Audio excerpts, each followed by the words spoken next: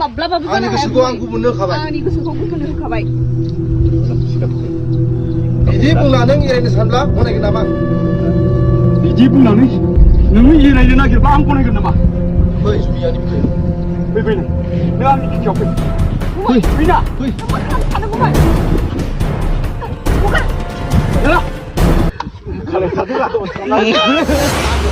लोगोफोर दिनैनि बे गोदान मोनसे सर्ट आपडेट भिडिअआवहाय गिबियावनो नोंथांमोनखौ गासैखौ बरायनो थालायबाय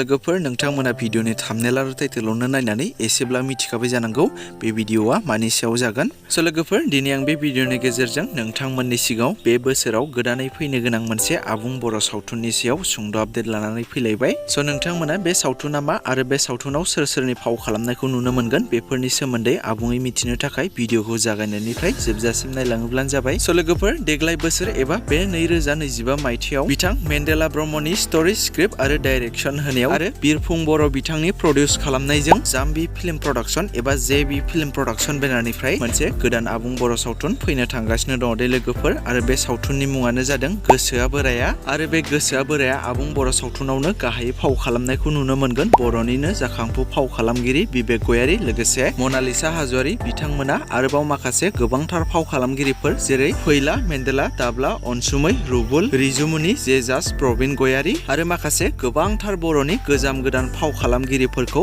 बे फैनो गोनां गोसोआ बोराया आबुं बर' सावथुनाव फाव खालामनायखौ नुनो मोनगोन दे लोगोफोर आरो बिथांमोननि बे गोदानै फैनो गोनां गोसोआ बोराया आबुं बर' सावथुननि शुटिंआथ' अलरेडि जोब्बायानो आरो दा जाम्बी फिल्म प्रडाक्शन बेनारनिफ्राय फोरमायनाय बादिब्ला बे गोसोआ बोराया आबुं बर' सावथुनखौ फैगौ आगस्ट दाननि 25 खालारनिफ्राय सेप्तेम्बरनि 1 खालारनि गेजेरावनो रिलिज खालामसिगोन होननानै फोरमायदों आरो बे गोसोआ बोराया सावथुना जोबोर मोजां सावथुन जागोन दे लोगोफोर आरो अफिशियेल ट्रेलाराबो जेबी फिल्म प्रडाक्शन चेनेलाव थाबैनो फैगासिनो दङ दा नोंथांमोना सोरबाफोर बे गोसोआ बोराया आबुं बर' सावथुनखौ नोंथांमोननि ओनसोलाव दिन्थिनो थाखाय पस्टाराव होखानाय 709993676162 बे नाम्बाराव दानिफ्रायनो कन्टेक्ट खालामनानै बुकिं खालामनो हासिगोन नोंथांमोना सोरबाफोर नोंथांमोननि ओनसोलाव बा जायगायाव दिन्थिनो गोसोब्ला कन्टेक्ट खालामना बुकिं खालामनो हागोन आरो आं बे गोसोआ बोराया सावथुननिनो सोमोन्दै सिगाङाव मोनसे भिडिअ होखांखाबाय बे भिडिअआवहाय बे सावथुननि सोमोन्दै मेन्डेला ब्रह्मआ माखासे खोथा फोरमायनाय दङ नोंथांमोना नायनो गोसोब्ला बे भिडिअनि डेसक्रिपसनाव थांनानै नायहैनो हागोन आरो नोंथांमोना बर'नि फेस्ला फावखुंगुर बिथां मेन्डेला ब्रह्मनि स्टोरी स्क्रिप्ट आरो डाइरेक्शन होनायाव दिहुनजानो गोनां बे गोसोआ बोराया आबुं बर' सावथुनखौ सोर सोर नायनो थाखाय एक्साइटेड जाखो कमेन्टनि गेजेरजों फोरमायहरोब्लानो जाबाय